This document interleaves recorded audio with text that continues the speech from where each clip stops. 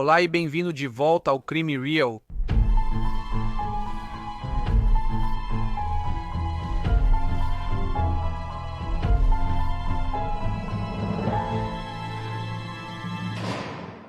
Para a narração de hoje, vamos analisar a vida e os crimes de Keith William Zettelmoyer, um homem que ganhou notoriedade na Pensilvânia, Estados Unidos da América, por todos os motivos errados.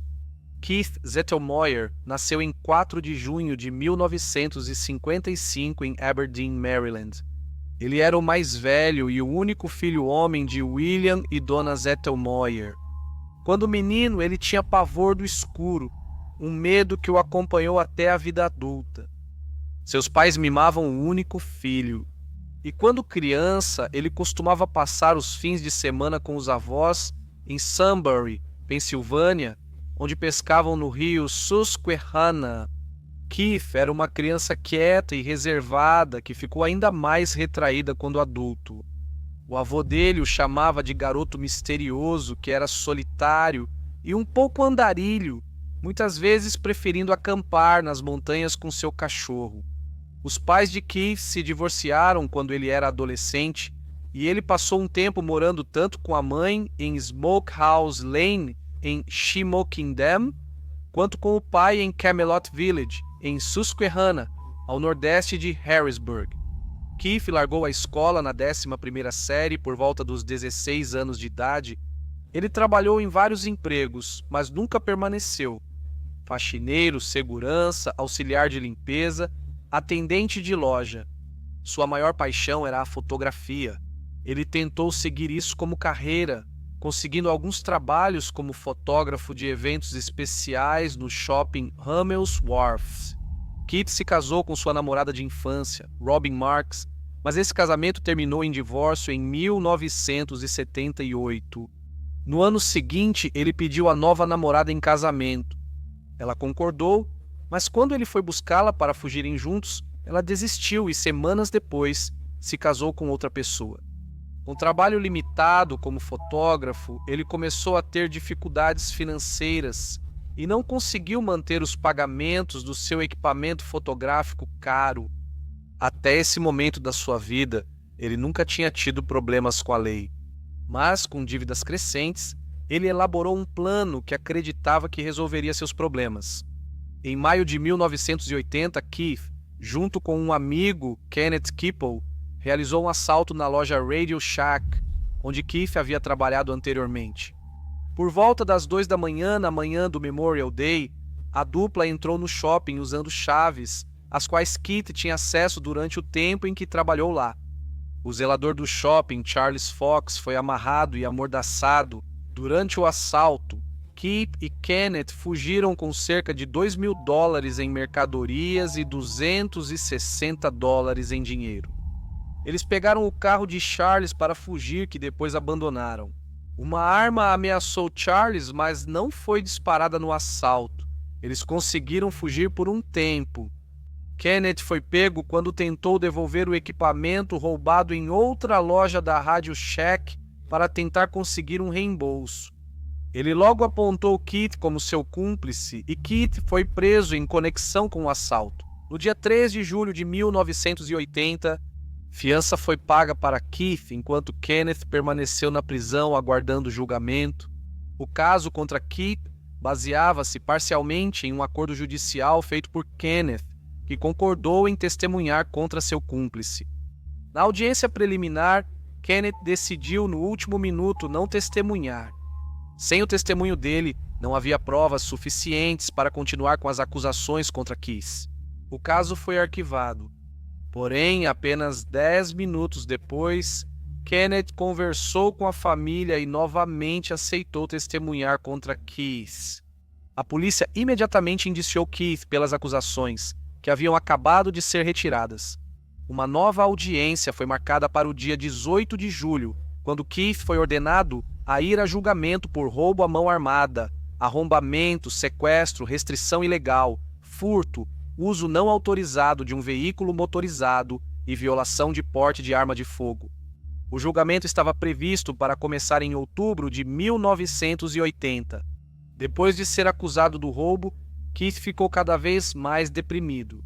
O jornal local trouxe detalhes da prisão na primeira página e ele ficou ainda mais retraído. Ele começou a passar cada vez mais tempo em seu quarto, sempre mantendo a porta trancada. A mãe dele contou que ele mudou totalmente de personalidade. No entanto, uma pessoa com quem ele ainda conversava era um amigo, Charles Devetsko, com quem ele havia trabalhado na Rádio Shack. Keith se encontrou com Charles e pediu conselhos sobre como enganar um detector de mentiras. Também admitiu ser responsável pelo assalto à Rádio Shack.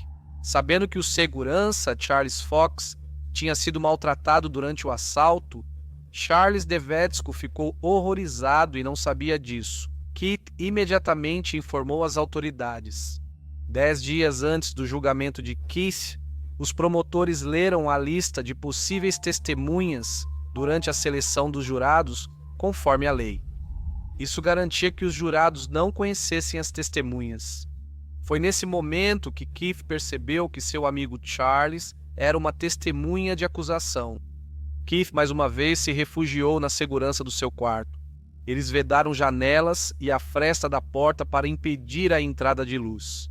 Ele disse à mãe que sua avó falecida vivia em um mundo melhor do que ele e que ela não deveria chorar se ele fosse se juntar a ela. Ele mostrou à mãe as caixas organizadas em seu quarto que continham suas ferramentas e os equipamentos de fotografia no valor de milhares de dólares pelos quais os cobradores de dívidas o estavam perseguindo. Suas contas estavam organizadas em uma pilha, com uma explicação de quando cada uma vencia. Ele disse: "Se eu não conseguir, tudo o que está no quarto fica para você." Ele disse que queria que o quarto ficasse do jeito que estava. Ele me fez prometer que eu não mudaria nada no quarto dele. A mãe dele, Donna, recordou que ficou apavorada com a chance de o filho tentar suicídio. Após 4 dias, Donna voltou do trabalho e viu Keith fora do quarto limpando a casa e se arrumando. Ele disse que ia visitar o pai dele em Harrisburg. Donna não fez nenhuma pergunta. Ela só ficou aliviada por ele ter saído do quarto. Keith pegou emprestada a van cinza Ford 1967 da Donna e foi para o sul em direção a Harrisburg. Nas primeiras horas de 13 de outubro de 1980, 2 policiais ferroviários da Consolidated, William Haltz Jr. e Gregório Benedek, estavam patrulhando uma área ao longo da antiga linha principal da Pensilvânia. Ao ouvirem 2 tiros com cerca de 15 segundos de intervalo, correram em direção ao som vindo de uma área arborizada próxima. Eles acharam a van de Donna e ouviram sons na vegetação. Eles exigiram que quem estivesse lá se mostrasse, e Keith apareceu segurando uma lanterna na mão esquerda e uma arma na direita. "Qual é o problema, pessoal? Estou aqui caçando ratos", disse Keith. "Às 4 da manhã?" perguntaram os policiais. "Sim, faço isso sempre", respondeu Keith calmamente. Eles mandaram ele largar a arma, o que ele fez, e então foi detido. Após uma breve busca, um dos policiais encontrou o corpo de 29 anos. Foi posteriormente constatado que ele havia sido baleado um total de 4 vezes, 2 delas na van, onde 2 balas ficaram alojadas em seu pescoço. Os ferimentos eram graves, mas não foram suficientes para matá-lo. Keith então o arrastou da van para a floresta e usou uma segunda arma para disparar mais 2 tiros, ambos perfurando o coração de Charles. Ele foi declarado morto no local às 4h55. A polícia apreendeu as 2 armas e 2 pares de algemas no local. Keith também tinha chaves de algema escondidas na frente do cinto, como se planejasse usá-las caso fosse algemado. Ele foi levado para a delegacia e, quando chegou lá, parecia desorientado e fora de si. Ele não fazia sentido e a polícia não conseguia tirar uma frase coerente dele. Ele estava atordoado, olhando fixamente à frente. O sangue dele foi coletado para verificar se ele estava sob efeito de álcool ou drogas, mas esses testes deram negativo. Keith foi atendido por Joseph Mullen, um conselheiro da prisão. Keith contou a Joseph que havia tentado tirar a própria vida, mas então, quando a reunião estava terminando, Keith disse a Joseph que achava que tinha atirado no próprio pai. Keith foi apresentado perante o juiz William Jack Gardner Jr. naquela manhã, e o juiz relatou que Keith estava muito alterado e observou que ele parecia ter dificuldade em acompanhar o andamento do processo. Mais tarde naquele dia, o corpo de Charles foi identificado positivamente. Ele tinha um grande hematoma atrás da cabeça, compatível com ter sido atingido ou caído em objeto contundente. A causa da morte dele foi uma hemorragia maciça no coração. Quando Donna visitou o filho no dia 16 de outubro, ela disse que ele não sabia onde estava nem por que estava lá. Ela o descreveu como tendo uma aparência selvagem. Keith perguntou repetidamente à mãe por que estava na cadeia. Ela disse a ele que ele estava sendo acusado de matar alguém. Ele perguntou a ela onde Charles estava e ela disse que Charles estava morto. Ele não acreditou nela. Foi solicitado um adiamento no caso de roubo, com o advogado de Keith afirmando que a condição de seu cliente no momento de sua apreensão em Harrisburg era quase comatosa e que havia uma forte possibilidade de que ele estivesse em um estado mental alterado por drogas e que qualquer conversa tinha sido infrutífera devido à sua condição. Eles também solicitaram a mudança de jurisdição devido à publicidade que o caso havia gerado. Os dois pedidos foram negados. No julgamento, Keith afirmou que não conseguia se lembrar de onde estava na noite do assalto e falou claramente, sem nenhum sinal de nervosismo. Ele afirmou ter um emprego bem remunerado como fotógrafo e que não precisava roubar a loja. Kenneth Keeple testemunhou contra Keith, dizendo que havia cumprido as ordens de Keith porque temia por sua própria segurança. Keith foi considerado culpado por uma acusação de roubo, conspiração criminosa, arrombamento, restrição ilegal, violação de porte de arma de fogo e uso não autorizado de um veículo motorizado. Após vários adiamentos, o julgamento por assassinato começou em abril de 1981. No julgamento, a defesa admitiu que Keith Zettelmoyer matou Charles Devetsko em 13 de outubro, mas afirmou que ainda há defesa no caso. Seu defensor público, Roberto N. Tarman, continuou dizendo que Keith estava sofrendo de capacidade diminuída, explicando então ao júri que capacidade diminuída é diferente de insanidade. Porque alguém com capacidade diminuída sabe a diferença entre o certo e o errado, mas está sofrendo de doença mental. Embora a defesa concordasse que Keith deveria ser punido de alguma forma, eles não achavam que deveria ser na máxima extensão da lei e estavam buscando uma condenação por homicídio em terceiro grau. Por outro lado, o promotor público estava buscando uma condenação por homicídio em primeiro grau e a pena de morte. Como eles disseram, isso provaria que Charles foi assassinado para impedi-lo de testemunhar no julgamento do roubo. Eles apresentaram várias testemunhas que disseram que não havia nenhuma evidência de que Keith apresentasse um comportamento bizarro ou incomum antes do crime. E os policiais que o prenderam disseram que ele parecia calmo e tranquilo após o tiroteio. A defesa alegou que ele sofria de um transtorno mental há muitos anos, com a gravidade aumentando dramaticamente na aproximação de outubro de 1980, chamando sua doença de depressão severa com sintomas de paranoia e traços esquizoides. A mãe de Keith relatou as dificuldades do filho na vida e seu comportamento mudado antes do assassinato. Um psicólogo de defesa descreveu Keith como um homem tão emocionalmente abalado que não conseguia julgar plenamente suas ações e que ele tinha déficits. No senso comum, ele disse: "Eu descobri que o Sr. Zettelmoyer é um garoto mimado que aprendeu a conseguir o que queria, seja diretamente ou manipulando ou controlando a situação, e eu acredito que, diante do número de pressões que ele teve que lidar, que ele não conseguiu suportar, ele descompensou." No entanto, o juiz afirmou que a capacidade diminuída não é uma desculpa para comportamentos antissociais. Não é algo que desculpa alguém mimado ou protegido, ou alguém que perde o controle ou o juízo sob estresse. Quem teve um estilo de vida ruim é um perdedor, alguém que reage ao estresse com violência. Não é disso que estamos falando. A defesa pediu a anulação do julgamento com base no argumento de que o juiz havia prejudicado o júri ao deturpar a mensagem da defesa. Isso foi rejeitado, e após apenas 45 minutos de deliberação do júri, Keith foi condenado por homicídio em primeiro grau. Ele seria condenado à morte ou à prisão perpétua. Após a acusação e a defesa apresentarem seus argumentos, o júri deliberou por 3 horas antes de decidir que Keith deveria ser condenado à morte. Eles concluíram que o assassinato de uma possível testemunha pesava mais que quaisquer circunstâncias atenuantes que poderiam reduzir a pena para a prisão perpétua. Matar uma testemunha é uma circunstância agravante específica prevista na lei estadual da pena de morte. Um júri posteriormente declararia isso. Parte do debate do júri se concentrou na preocupação de que, se Keith recebesse uma sentença de prisão perpétua, ele poderia um dia ser libertado e matar novamente. Portanto, eles decidiram que a única solução era que ele fosse condenado à morte. No entanto, o juiz deveria ter informado que, se eles não chegassem a um consenso sobre a sentença de morte, Keith receberia automaticamente prisão perpétua sem possibilidade de liberdade condicional. Isso foi uma falha do juiz no caso. Em outubro de 1981, Keith estava novamente diante do juiz para a declaração oficial da sentença.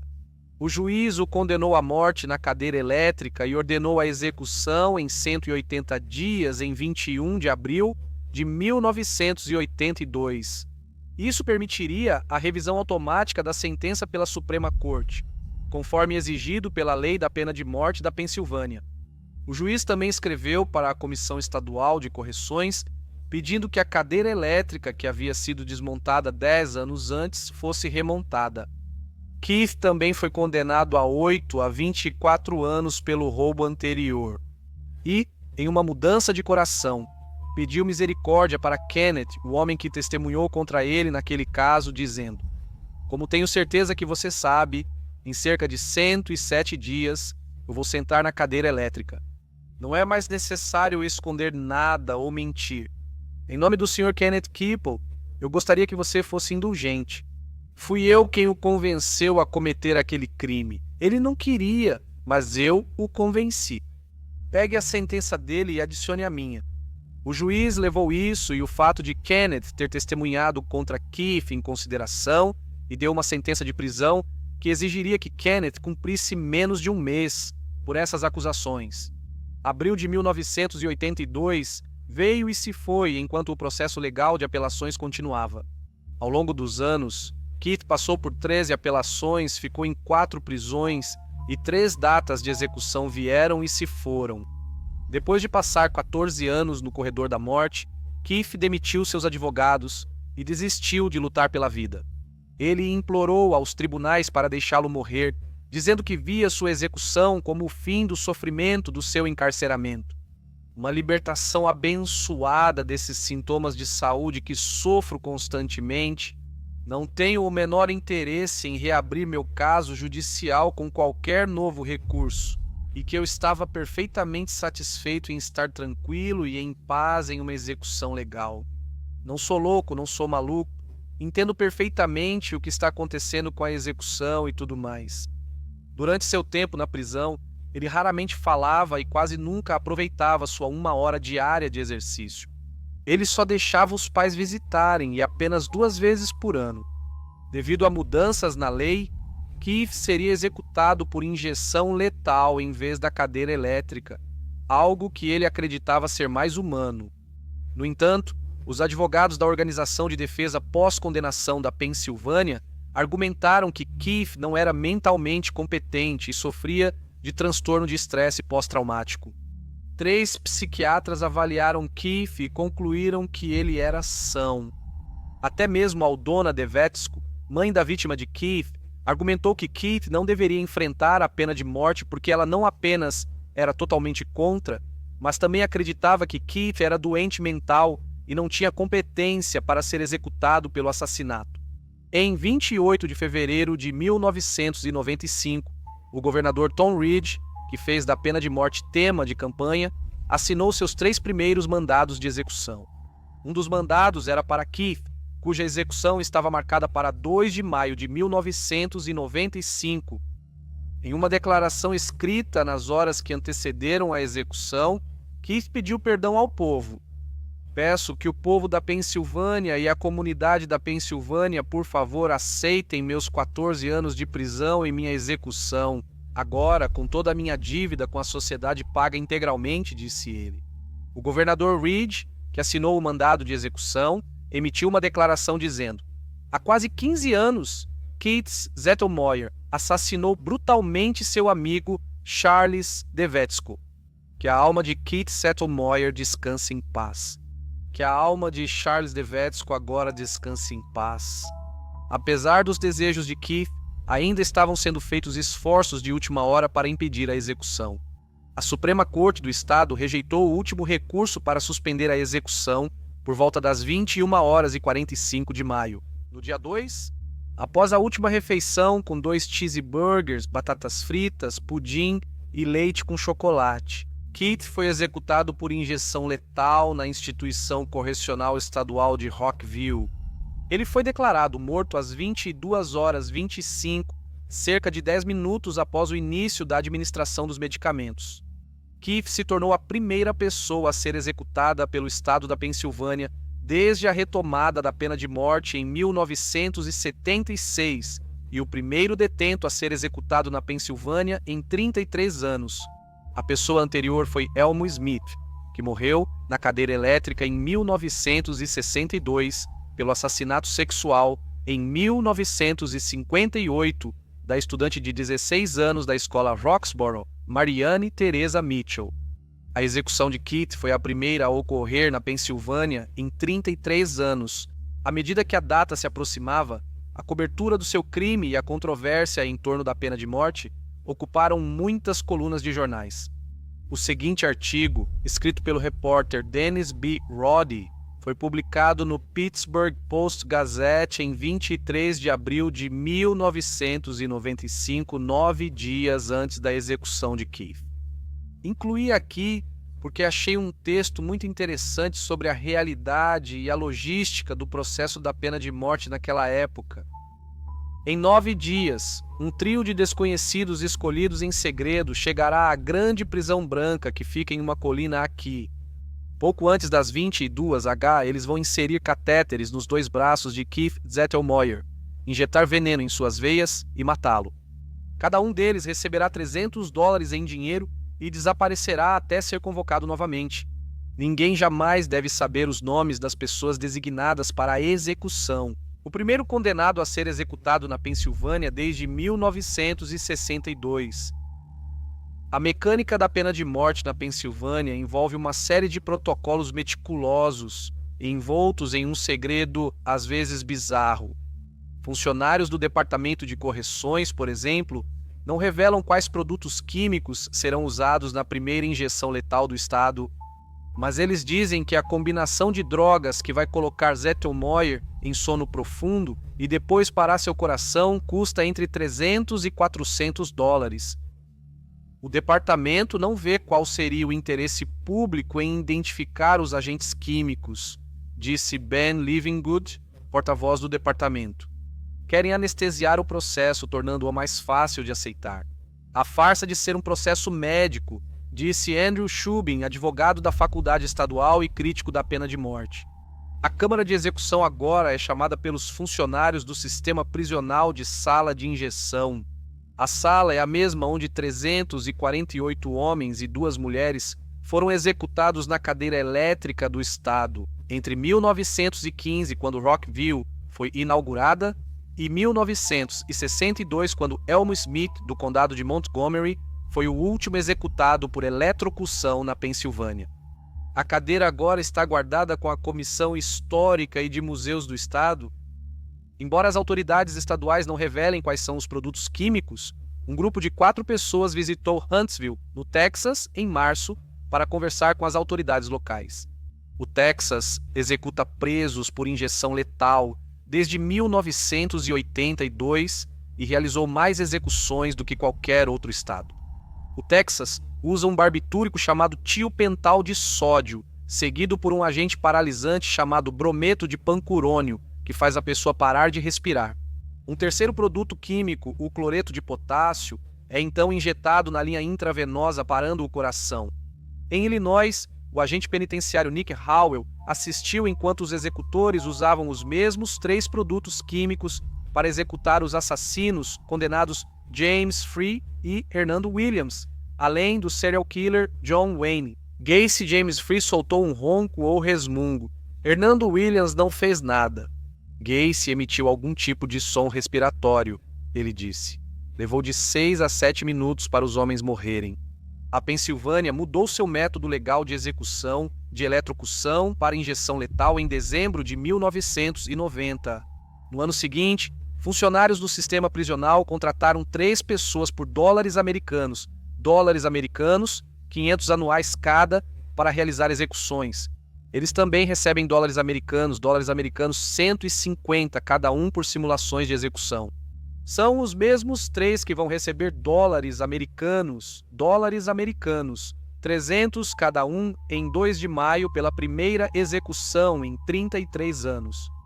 Os funcionários do Estado vão dar poucos detalhes sobre a equipe de execução, exceto para dizer que seus membros não são funcionários da prisão nem médicos, e que eles são tecnicamente qualificados para inserir tubos intravenosos e administrar medicamentos pela veia. De acordo com a lei da Pensilvânia, as únicas pessoas além dos médicos autorizadas a administrar medicamentos intravenosos são enfermeiros, assistentes de médico e paramédicos. Provavelmente há menos de 5 pessoas em todo o departamento que sabem quem eles são, diz Livingood. Os 3 recebem credenciais prisionais com nomes fictícios. Nos treinamentos simulados de execução, os funcionários da prisão que os acompanham não sabem quem são. Eles serão levados à prisão por um funcionário que os buscará em um local previamente determinado. De lá, a equipe irá para o prédio DW, uma estrutura em formato de bloco quadrado que fica logo atrás do grande prédio branco da prisão principal. DW significa vice-diretor, embora funcionários, prisioneiros e advogados também o chamem de prédio do mandado de morte. Zettelmoyer estará esperando em uma cela no 2º andar.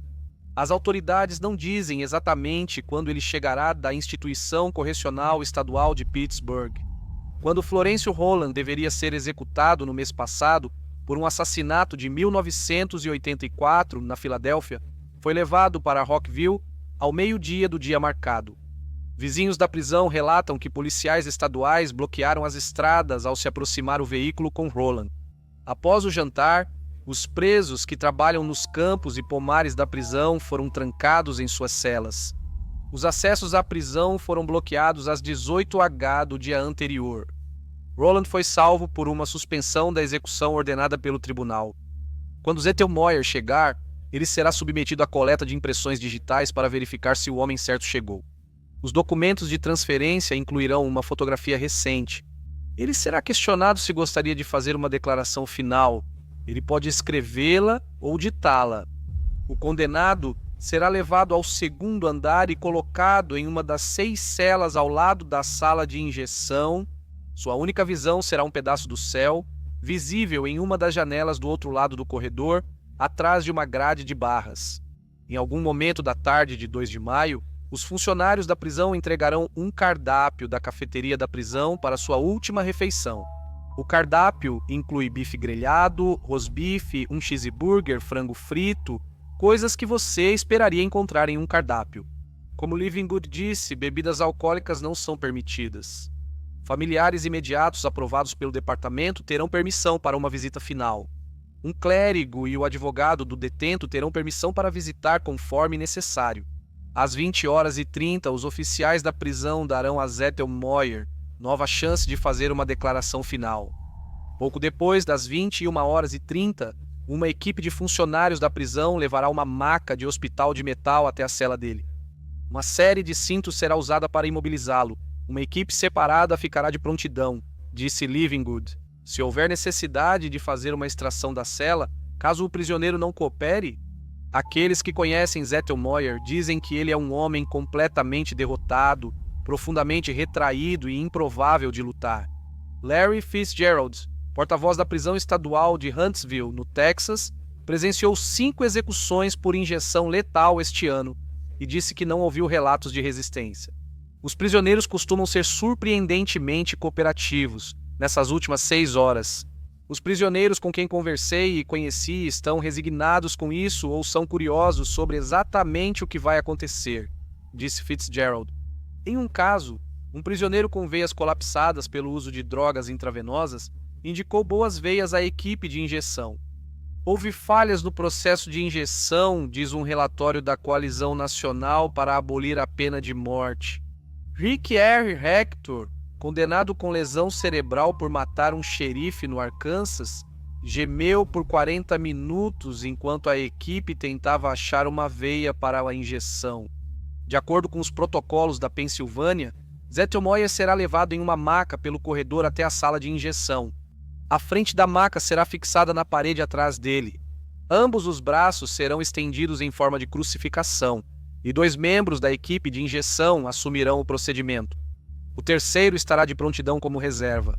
Os membros da equipe vão inserir cateteres em ambos os braços e conectá-los a tubos, que passam por uma pequena abertura entre o espelho bidirecional na parede atrás da cabeça de Zettelmoyer. Do outro lado, há bolsas com uma solução salina que vai pingar nos tubos. Os membros da equipe de injeção vão entrar naquela pequena sala, que antes abrigava o transformador da cadeira elétrica, e observar através do espelho.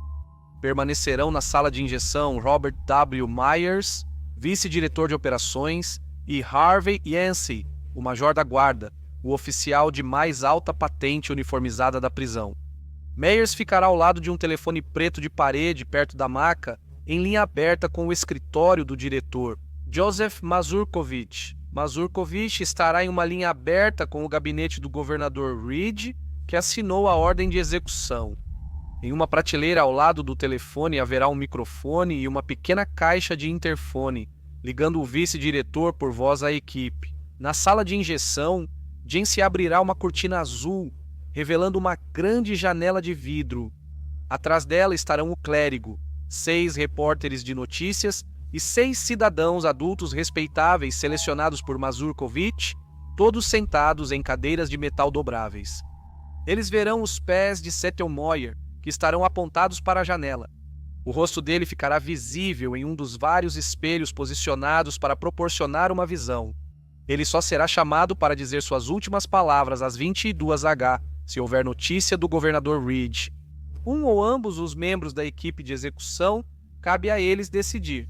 Vão inserir uma agulha e uma seringa em uma das 2 linhas intravenosas e injetar o barbitúrico. Logo depois, vão aplicar o paralisante e depois o agente que para o coração. Como será que isso vai ser? É como assistir alguém adormecer, disse Fitzgerald.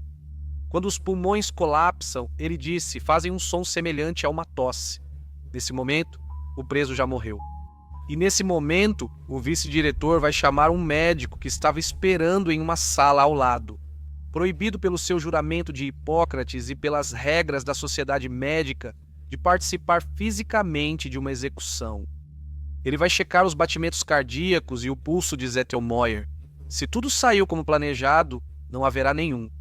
Ele vai olhar para um relógio que fica pendurado na parede, bem acima da cabeça de Zettelmoyer, e anunciar a hora.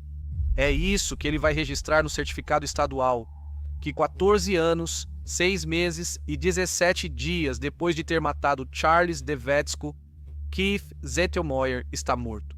Um texto incrível escrito pelo jornalista Dennis B. Roddy. Muito obrigado por ouvir o The Crime Reel. Fique seguro. Até logo.